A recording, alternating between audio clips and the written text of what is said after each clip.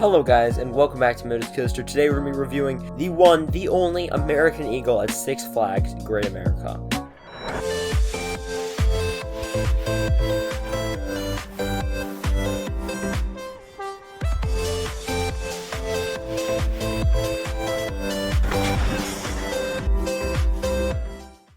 Okay, so let's start this American Eagle review with the layout. So, for the folks who don't know, this is a dueling wooden coaster made by Intamin, their first coaster at the back of the park. So this coaster I have ridden many times on both sides, mostly the red side though. But they're the same ride. So you're going to start off with a turn out of the station, either to the right or the left, and head up the chain lift.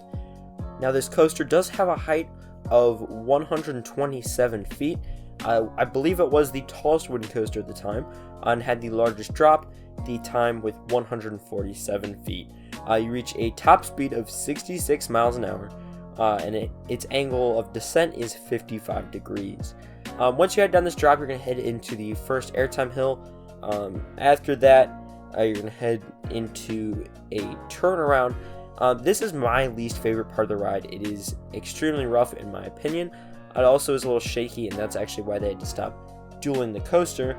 But besides that, you're going to turn essentially on a large helix to the left, regardless of what side you are on.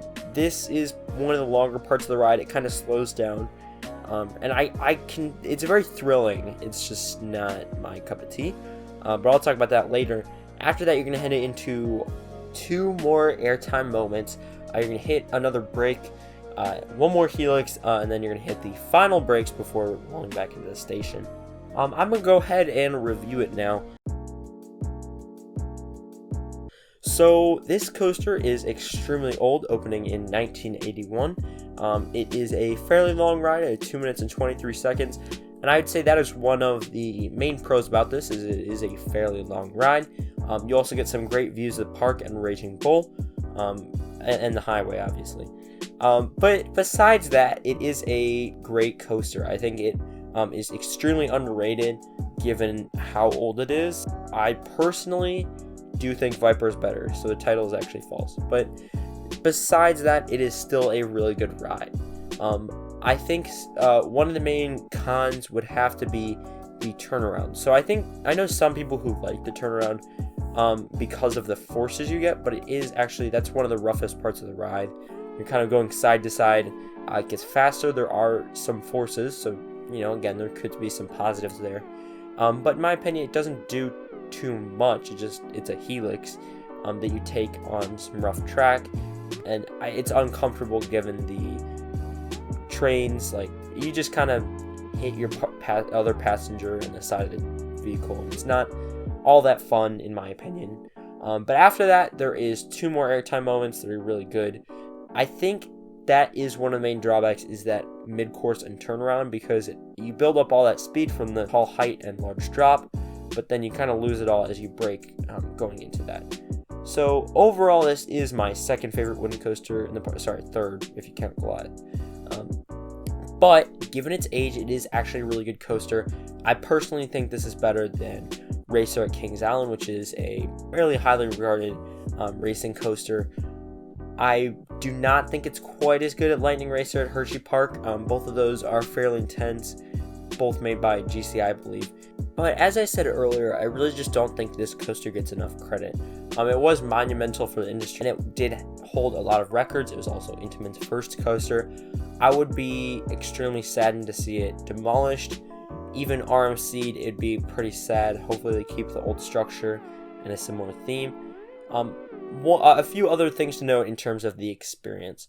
So at this point, they only are running one side. I have personally ridden the red side more, which is the further one, I believe. The blue side is the closer one. As for which I prefer, to me they are mostly the same. I would probably say that the red side is better, because you're kind of on the inside of the track for that turnaround. But I think they're both similar enough. This coaster also does not have a theme when it comes to, it's obviously American Eagle. It doesn't really have a theme in the queue. You should note, if you are visiting, that it is a very long queue with stairs in different sections. So if you're worried about any of that stuff, it's a fairly long queue. I would also say for me, this is more of a front row ride. However, people can disagree. I think the airtime is good, but I actually think it's better, it's smoother, and you still get the airtime moments in the front. I just think you feel more the speed and the height, which is kind of what this coaster goes for. So that's my opinion, but I think the front is better. Anyway, if you guys have any thoughts, I know this review was a little different than usual. I'm testing out a few different strategies to improve the channel and grow the channel. Appreciate all of your support and all that stuff. And I'll see you guys next time here on Midwest Coasters. Goodbye.